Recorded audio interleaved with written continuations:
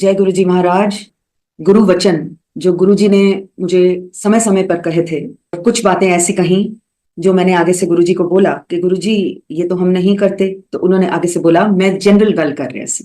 लेकिन जब एक नरेशन, एक सत्संग चलता है जिसको गुरु जी कहते थे संगत करना, जब हम नए थे, हमें कुछ भी गुरु जी के बारे में नहीं पता था, क्योंकि उस जमाने में गुरु जी की इतनी मनता नहीं थी। मैं 1995 की बात कर रही हूँ। क्योंकि इतने सारे लोगों को गुरुजी के बारे में नहीं पता था, तो हमें कुछ संकोच हुआ जाने में कि कोई तांत्रिक या कोई गलत तो नहीं है। तो उसके बाद जब सुनने में आया कि हार्ट ट्रबल, कैंसर, बहुत भयानक बीमारियां लोगों की वो क्योर कर रहे हैं, वहां कोई चढ़ावा नहीं चढ़ता और वो कुछ मांग भी नहीं रहे हैं और कल्याण करी चले जा रहे हैं, तो सुनने में भी बहुत अचंभा हुआ। मेरा छोटा सा बच्चा हर महीने बुखार में तड़पता था अपने गले के कारण, और दवाइयां एक को छोड़ के बाकी उस पर काम नहीं करती थी। मेरी सिचुएशन कुछ ऐसी थी कि रात को हमको उसको पट्टियां करनी पड़ती थी। मेरी अपनी टांगों में बहुत दर्द रहता था, बहुत ज्यादा। मैं जमीन पे नहीं बैठ सकती थी। दिल में मैंने यही सोचा कि इतनों का कल्याण मैं सुन रही हूँ, मेरा भी हो, लेकिन अब ये नहीं पता था कि कैसे, कहाँ। तो जब गुरु जी ने खींचना होता है, उन्होंने बुलाना होता है, वो अपने आप कहते थे अस्सी अपना बंदा नहीं छड़ दे, हम अपना जो भक्त है वो नहीं छोड़ते। तो जब जाना हुआ, उस दिन गुरुजी ने बोला कि मैं कहीं जा रहा हूं और अपनी गाड़ी भी मेरे पीछे लगा लो। लेके गए वो एम्पायर स्टेट, क्योंकि उस जमाने में कोई बड़े मंदिर की स्थापना तो हुई नहीं थी। और जहां वो थे, उन्होंने एक किराए की जगह ली थी ग्रेटर कैलाश में, जो उन्होंने बाद में छोड़ी ये कह के कि ये बेसमेंट है। उसके बाद जब हमें वहां ले जाया गया एम्पायर स्टेट, मैंने देखा कि गुरुजी तो चले गए कमरे के अंदर और दरवाजा कर लिया बंद। बाकी संगत सारी बैठी हुई थी जमीन पे, चाहे ड्राइंग रूम डाइनिंग रूम था, लेकिन कोई भी जमीन पे नहीं बैठा था। मैं एक कोने में जा खड़ी हो गई पहले कि मेरे से तो बैठा नहीं जाएगा, और थक के कब बैठ गई ये मुझे भी नहीं पता। दरवाजा खुला, गुरुजी ने आके खड़े होने का इशारा किया, मैं हड़बड़ा के खड़ी हुई और मुझे उन्होंने बोला 10। मैंने कहा जी मेरा मुंडा, मेरा लड़का। तो उन्होंने बोला उसकी छोड़, अपनी बता, तुझे क्या प्रॉब्लम है। मैंने कहा जी मेरी टांगें बहुत दर्द करती हैं। कहते हैं यहाँ इतनी देर बैठी रही, तुझे दर्द हुई, आज के बाद नहीं होगी। वो दर्द कभी नहीं आई लौट कर। और मुझे पता है कि मुझे कितना डिस्कम्फर्ट था, और मुझे ये भी पता है कि कितना इलाज मैं करा चुकी थी, लेकिन मर्ज नहीं पता चलता था। उसके बाद गुरुजी ने और ब्लेसिंग्स दी और वो देते चले गए, और उनमें से एक ब्लेसिंग ये थी, तेरा अपना स्कूल है। मैंने उनको बोला नहीं जी, आपको गलतफहमी हुई है, स्कूल मेरी मदर का है, मेरी मदर स्कूल चलाती है। कहते नहीं, मैं देख लेता है, बहुत बढ़िया चल रहा है। उस टाइम मैंने आगे से कोई जवाब नहीं दिया, क्योंकि मेरे लिए वो बिलीव करना बिल्कुल इम्पॉसिबल था। उसके बाद गुरुजी ने ये भी मेरे लड़के के लिए बताया कि इसको सोने का ओम पहना दे और घर में चावल खाना और बनाना बंद कर। दिल में मेरे बात आई कि इतने छोटे बच्चे को सोने की चेन में। तो आगे से स्माइल करके उन्होंने कहा तिलित आगे विच पहना दें फिर। ये तो बात मैंने बोली भी नहीं थी बाहर। फिर मैंने धीरे से टिपटो करके उनके कान में बोला ज्वाइंट फैमिली है, मतलब मैं खुद तो चावल बंद कर दूंगी, घर वालों को कैसे बोलूंगी कि आप चावल मत खाइए, क्योंकि लाइक आई सेड इतनी मनता नहीं थी गुरुजी की उस जमाने में। उन्होंने आगे से जवाब दिया, तू, तेरा घर वाला, तेरे दोनों बच्चे सारी उम्र ना चावल खाएं और ना बरतें। बाद में जब एक दिन प्रसाद में आया, तो उन्होंने बोला ये प्रसाद है, इसको पदार्थ की नजर से नहीं देखना, खा जाओ। जब भी प्रसाद में आए, ये चावल नहीं है, प्रसाद। गुरु जी जलंधर वापस गए, और उन्होंने बहुत सारी जो और ब्लेसिंग्स दी थी। मेरा बच्चा बिल्कुल ठीक था, मेरी दर्द गायब थी। मैं उनको थैंक यू बोलने उनके डेरे जलंधर पे गई। मुझे नहीं पता था कि वो दिल्ली बंद करके आए हैं। उनका मतलब था कि दिल्ली से कोई भी अलाउड नहीं है वहां आना जब तक वो हुक्म ना दे। तो हम भोले भाव पहुंच गए, हमें पता ही नहीं था। इजाजत मिली, अंदर गए। गुरुजी ने देखते ही बोला कुछ, और उसके बाद इजाजत मिली कि अगले दिन फिर आओ और जाके अपनी बहन के घर लुधियाना रहो और सुबह फिर आ जाना। तो उस टाइम हम वहां जब थे, तो मेरी बहन के घर कुछ और लोग भी आए हुए थे, और मैं उनको संगत करने की कोशिश कर रही थी और उनको भी ले जाना चाहती थी, दो दे हैड मेट गुरुजी इन दिल्ली। उसके बाद जब हम पहुंचे, तो हमें बताया गया था कि द्वार हम 10 बजे खोल देते हैं। गुरुजी पाठ से उठ के अपनी सीट पे 11 बजे आते हैं। हम भी 11 बजे पहुंच गए। जब पहुंचे तो वहां देखा कि कोई टेप नहीं लगे हुए थे गुरबानी के, जो अक्सर लगते थे। गुरुजी अपनी सीट पे विराजमान थे, पूरे अपने रोब्स पहन के तैयार। मंदिर में एक भी जना नहीं था सिवाय वो एक सेवक के जिन्होंने दरवाजा खोला। मेरे को देख के बोलते हैं, aunty you are late, what were you doing all this while, wait I will tell you. And then he started narrating exactly what I was doing. उसके बाद गुरुजी ने हमें बिठाया, कुछ और संगत आई, उनको इजाजत मिली और हमको काफी सारा उनका जितना भी गुरुजी ने जितने भी कल्याण करे थे उनको बोला सुनाओ। एक दो तीन सारे सुनाते चले गए। उसके बाद मेरे हस्बैंड ने गुरुजी को पूछा, गुरुजी हमारे साथ जमीन पे ही बैठे थे, गुरुजी आप एक को बोल रहे हो कि जितने कल्याण मैंने तुम्हारे करे हैं तुम इन सबको बताओ, आपको नहीं लगता कि आप अपनी विद्याई करा रहे हो? नए थे, नहीं पता था कि गुरुओं से कैसे बात करते हैं। फिर भी गुरुजी ने बहुत स्माइल करके उनका जवाब दिया। उन्होंने बोला, ए कलयुग है, मैं कहांगा विश्वास नहीं आंदा, ਤੁਹਾਡੇ ਵਰਗੇ ਇਨਸਾਨ ਜਦੋਂ ਕਹਿਣਗੇ ਵਿਸ਼ਵਾਸ ਆਂਦਾ ਹੈ क्योंकि दूसरा इंसान सुन रहा है। मेरे कल्याण करने के तरीके बतेरे ने, कितने कल्याण करने वाले तरीकों में से एक ये है, जो बोलता है उसका भी भला, जो सुनता है उसका भी भला, दोनों तरफ मेरी ब्लेसिंग्स चल रही होती है। पता करना तुम्हारा काम नहीं, तुम अपनी ब्लेसिंग्स लो। So we were very fortunate कि महाराज ने वो समझाया और उसके बाद जो हमें उन्होंने हिदायत दी, जे जिंदगी दा कोड़ा मैनू दियो, मैं बिल्कुल सीधा हाँ कहूंगा। अगर जिंदगी की डोर आप अपने गुरु को सौंप देते हैं तो वो आपको सीध में लेके जाएंगे जहां वो आपको लेके जाना चाहते हैं। उसमें आपका इफ एंड बट नहीं आता, उसमें आपकी समझ और सोच नहीं आती। उन्होंने मुझे इंग्लिश का एक शब्द प्रयोग किया, surrender. He said surrender to मी।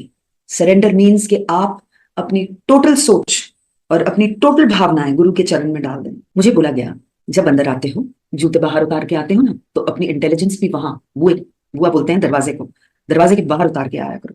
यहां उसका कुछ काम नहीं है क्योंकि यहां कुछ भी साइंटिफिक नहीं चल रहा, यहां सिर्फ मेरी ब्लेसिंग्स चलती है।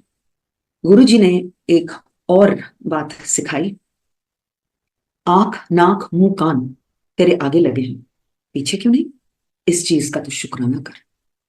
उनका समझाना यह था कि हर एक कण कण का जो आप देख सकते हैं, भोग सकते हैं, आप उसका शुक्राना करें। क्योंकि हम कई बार इंसान वो चीजें इतना कैजुअली ले लेते हैं कि ये तो रब ने बनाई है, ये तो हमारी ऐसी है, ये तो ऐसे ही होना था हमने। नहीं, वो प्रभु की मेहर है जो हम ऐसे हैं, प्रभु की मेहर है जो हम भोग रहे हैं, प्रभु की ही मेहर है जो वो हमारा रास्ता आगे के लिए बनाते हैं। गुरु जी कहते थे कि आप मांग के अपना आधा कर देते हो, मैं बख्शता हूं तो मैं आगे का बहुत देख के बख्शता हूं।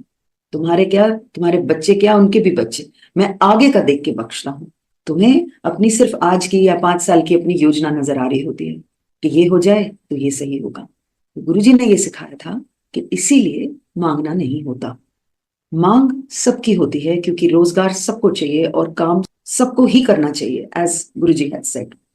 उसके लिए उन्होंने सुझाव दिया हमें, और ये मैं सुझाव कह रही हूं, बड़ी पोलाइटली उन्होंने ये बात बोली थी, लेकिन इट वॉज अ हुक्म। ही सेड, साईं इतना दीजिए जामे कुटुंब समाए। ये मांगना मांगने की गिनती में नहीं आता। मैंने उस समय गुरुजी, मैं तो अपने लिए, अपने बच्चे के लिए, अपने माँ बाप की सलामती के लिए, उनकी हेल्थ के लिए आपसे कितना कुछ मांग गई। तो गुरुजी ने आगे से मुझे बोला, ए मंगना नहीं हुंदा, एदे वास्ते तो मैं हाँ मंगना हुंदा है मटीरियलिज्म। तो वो मांगना जो था कि मेरी मदर की डायबिटीज थी, उन्हें ठीक कर दीजिए, मेरे फादर का कैंसर था, उन्हें क्योर कर दीजिए। My mother a very staunch Shirdi Sai bhakt, so अभी गुरुजी ने शुरू में ही दिखा दिया था कि बाबा और साईं में कोई भी डिफरेंस नहीं है, कोई भी डिफरेंस नहीं है, जोत एक है। और उन्होंने ऐसे समझाया कि लोगों ने रब नूं खिलौना समझ लिता, वखरे वखरे ना दे दिते, वखरे वखरे रिलीजन। तेनू पता है, तू किधरे भी खड़ी हो जा, किसी भी डेटी अगे, किसी भी रब अगे, तेरी सारी अरदासां इक्को ही रब नूं आके प्रवान होंदियां ने, क्योंकि रब एक है। ही सेड, मैं याद दिलान आया हूं कि रब है, लोकी भुल्ले बैठे। कुछ कुछ बातें बचपन में सिखाई जाती हैं, लेकिन गुरु जी ने उनको जिस तरीके से सामने रखा, वो बहुत ही स्पष्ट हो गया कि वो परमात्मा आप आए हैं, वो परमात्मा का अंश है, और वो परमात्मा लाइट है, द यूनिवर्सल लाइट। गुरु जी आज भी हमारे साथ हैं। जब मैं वॉज या थे बोल रही हूं, मैं उस पर्टिकुलर इंस्टेंस के बारे में बता रही हूं कि जब उन्होंने वो बात बोली थी। आज भी ही इज विद अस, आपके साथ है गुरुजी, आप सिर्फ महसूस कीजिए। मेरे फादर को बताया गया कि उनको लिम्फोमा है, cancer of the lymph glands, और हम गुरुजी को बताने गए, मेरे हस्बैंड और मैं। कुछ बोल नहीं पाए। बाहर आके हमने यही एक दूसरे को बोला कि इतने बड़े महापुरुष को हम क्या बताने हैं, कुछ नहीं बोल पाए। गुरुजी ने एक हफ्ता बाद फोन किया कि मैं कहीं जा रहा हूं किसी के घर संगत करने, और तुम हस्बैंड वाइफ दोनों आओ वहां पे। वहां पे गुरुजी ने मुझे बोला तेरे प्यो दा कैंसर ठीक कर देता है, जबकि मैंने कैंसर शब्द मुंह से भी नहीं निकाला था।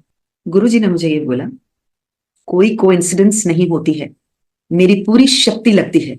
My father lost his memory and बिल्कुल भी उनको कोई भी पहचान में नहीं आ रहा था।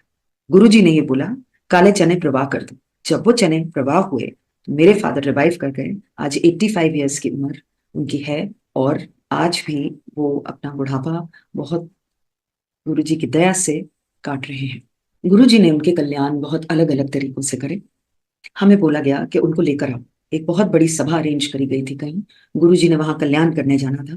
हमें भी बुलाया गया, लेकिन हमें ये नहीं समझ आ रही थी कि हम पापा को कैसे लेकर आएंगे। Finally my father on his kurta pyjama just wore an overcoat and he came on the wheelchair. Guruji ने जहां बैठे थे इशारा करा कि वहां उनकी स्टेशन कर दी जाए व्हील चेयर। उसके बाद संगत सारी डांस कर रही थी, संगत को बिठाया गया। सारे जब बैठ गए मुझे बोला गया stand up and go and dance. He had said जब मैं ਤੁਹਾਨੂੰ डांस करना ਹਾਂ ਤੁਹਾਡੀ बॉडी ਦੀ पूरे एक्सरे खिंच के मेरे सामने आ जाती है, मैं देख सकना कि कितने मैल फंक्शन हो रहा है तो मैं ठीक करना। तभी अगर उनकी मौज आती थी तो वो कुछ कुछ बातें बता देते थे, एंड कुछ कुछ बातें you had to read between the lines, you had to perceive exactly what is what, because जब वो आपको समझाते थे तो आपको तब समझ आती थी। अपने आप कभी इंसान कुछ नहीं समझ सकता।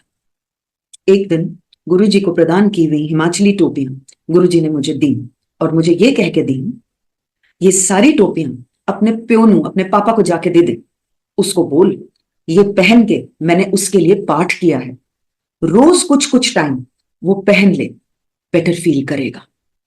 सो आई गेव दोज टोपीज which Guruji had worn to my father, और रोज पापा कुछ कुछ टाइम वो पहन के कमरे में बैठते थे।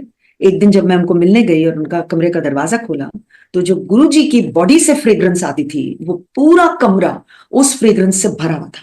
और मैंने अपनी मदर को वहां बैठी हुई थी, उनसे पूछा, मैंने कहा आपको आई? कहती हाँ, जब भी पापा ये पहनते हैं ये पूरा कमरा महकता है।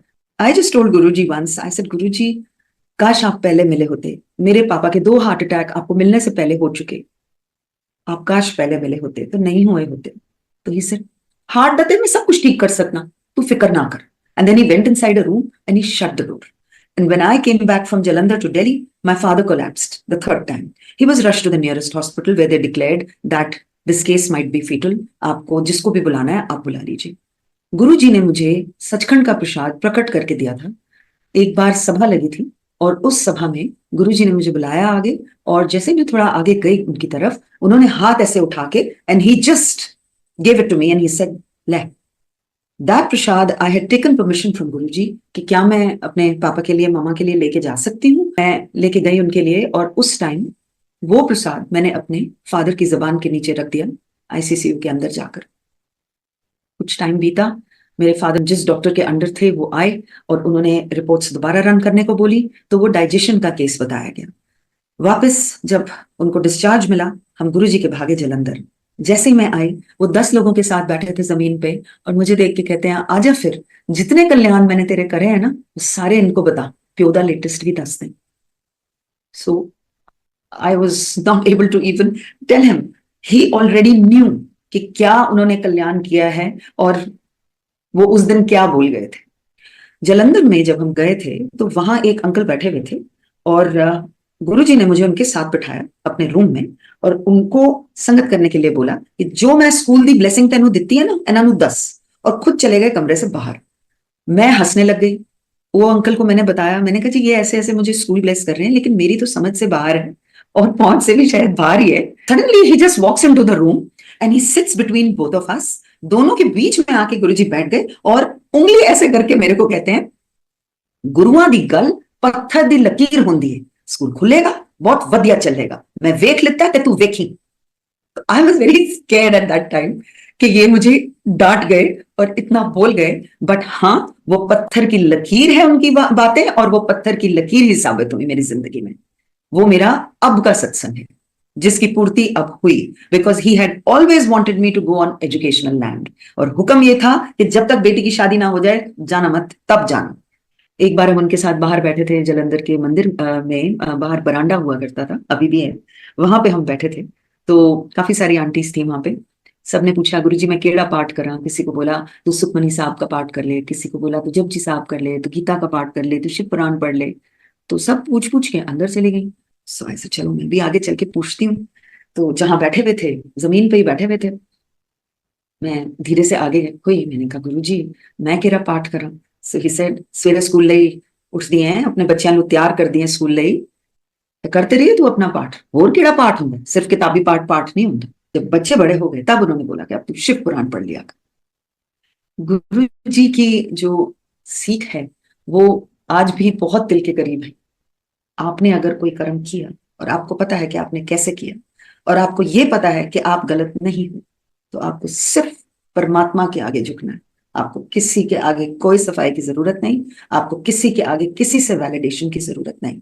आपका गुरु आपको अंदर बाहर देख सकता है, आपके मन में क्या चल रहा है, आपकी आत्मा कैसी है, एवरीथिंग एवरीथिंग। मेरे लिए वो परमात्मा की ज्योत है, और मुझे ये पता है कि वो हर समय हमारे साथ हैं, और हर समय हमें देख सकते हैं, और हर समय देख रहे हैं।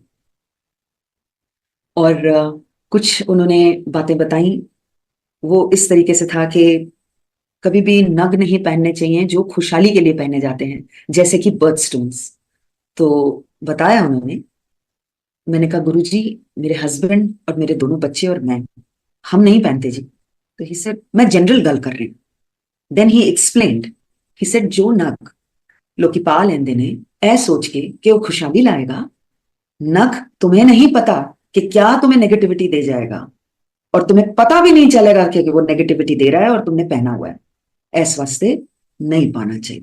आज भी कभी भी ऐसे नहीं लगता कि गुरुजी नहीं है, कोई भी ऐसा नहीं है उनकी छत्र छाया में जिसको वो ब्लेसिंग्स ना मिलती हों। उनके लिए कोई आज का आया और 20-30 साल पुराना, उनके लिए कोई भी डिफरेंस नहीं है। उनके लिए हम सब एक हैं, उनके लिए सारे बराबर हैं। उन्होंने अगर ब्लेस करना है तो उन्होंने ब्लेस करना ही करना है। वो वेट नहीं करते कि आप उनमें पूरा विश्वास लाएं तो ही वो आगे आपको ब्लेसिंग दें, वो तो ब्लेस करते चले जा रहे हैं। सो ही इज ऑमनी प्रेजेंट। गुरु की जो बातें हैं, गुरु ने बहुत सोच समझ के डेफिनेटली वो मुंह से निकाली होंगी, और मुझे ये ध्यान रखना है कि जितना मैं एग्जैक्ट बोल पाऊं, जो जो उन्होंने कहा वो ही सही। एक बार उन्होंने ये बताया कि अपने समय में हमेशा वधा के दसीदा है, पौने ना कहो। फिर उन्होंने एग्जाम्पल दिया, पौने 9 ना कहो, 8:45 कहो, समय में वधा के दसीदा है। सो आई डिड नॉट क्वेश्चन। गुरुजी के सामने तो जबान खुलती ही नहीं थी, वो बोलते थे, हम लोग चुपचाप बस सुनते थे। We never used to speak कि गुरुजी ऐसा क्यों या वैसा क्यों। मेरी नहीं होती थी हिम्मत, और जब मुझे कुछ पूछना होता था मैं पहले आज्ञा लेती थी कि कहीं मुझे डांट ही ना पड़ जाए। ही जस्ट सेड टमाटर विच भी स्प्रे है कि खाओगे। So he was very worried about the entire environment. He said ਤੈਨੂੰ ਪਤਾ ਮੈਨੂੰ ਸੂਰਜ ਨੂੰ ਰੋਕਣ ਦੀ ਸ਼ਕਤੀ ਹੈਗੀ ਹੈ ਮੇਰੇ ਵਿੱਚ, ਤੇ ਸੂਰਜ ਹੁਣ ਬੁੱਢਾ ਹੋ ਚੱਲਿਆ। then he just stated मी ਵਧੇਗਾ। I asked my husband sitting right next to me, I said, मी क्या होता है? He said water, he's talking about the water level will rise। so कुछ कुछ बातें ऐसे बोल जाते थे। उस टाइम तो बिल्कुल समझ नहीं आती थी कि क्या बोल रहे हैं, क्यों बोल रहे हैं। he used to say हालात बहुत माड़े आ रहे ने, पाठ कितना करो। and he had just said जो पाठ करेगा वो बच जाएगा। he just said ओम नमः शिवाय, शिव जी सदा सहाय, ऐ क्या करो ते शिव ओ मैं हां। शिव शिव ओ क्रिएटर है। देन ही सेड रब नजर नहीं आंदा। I just looked at him, I said Guruji मैनू तुहाडे विच रब नजर आंदा है। तो he just smiled at me that time. Once he had said wife का मतलब पता है, worry is invited forever, like WIFE। He said husband का मतलब पता है, husband horse under severe burden and no diversion. So that is HUS. And the rest you know. So that sometimes he would just say, BDS ਦਾ ਕੀ ਮਤਲਬ ਹੈ? ਬੱਤੀ ਦੰਦਾਂ ਦਾ ਸਰਵਨਾਸ਼.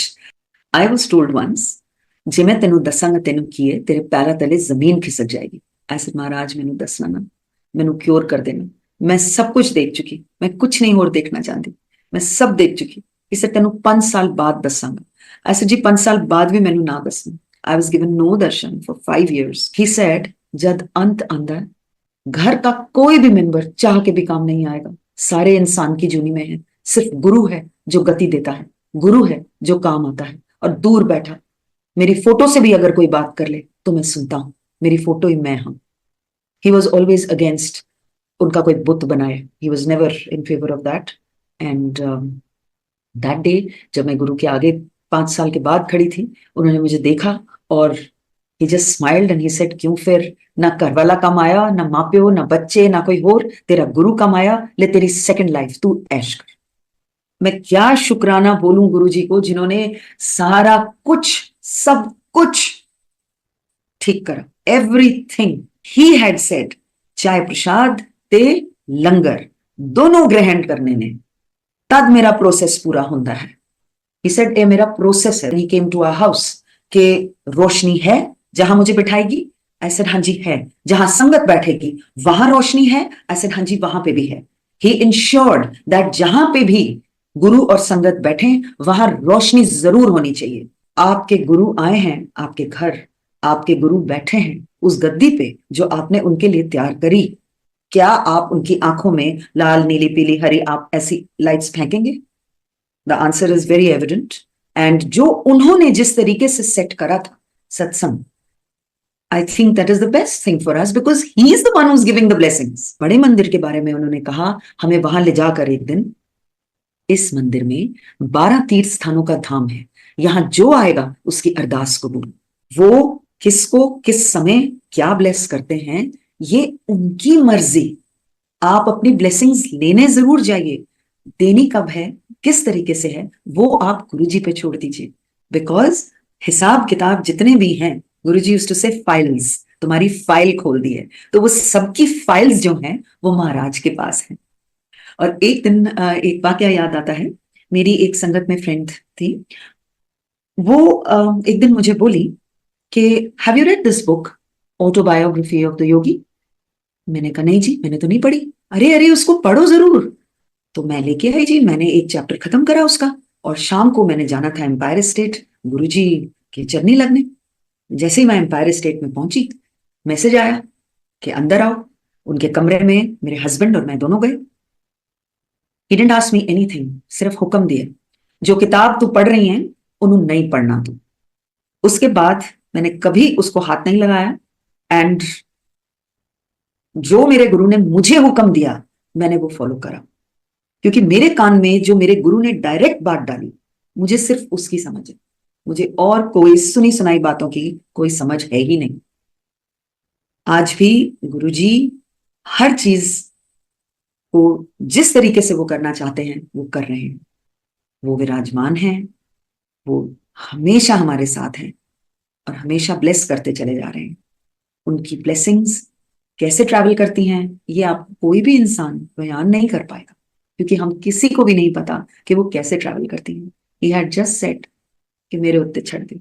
He had told me विश्वास है ते सब कुछ है, जे विश्वास नहीं ते कुछ नहीं. जय गुरु जी महाराज.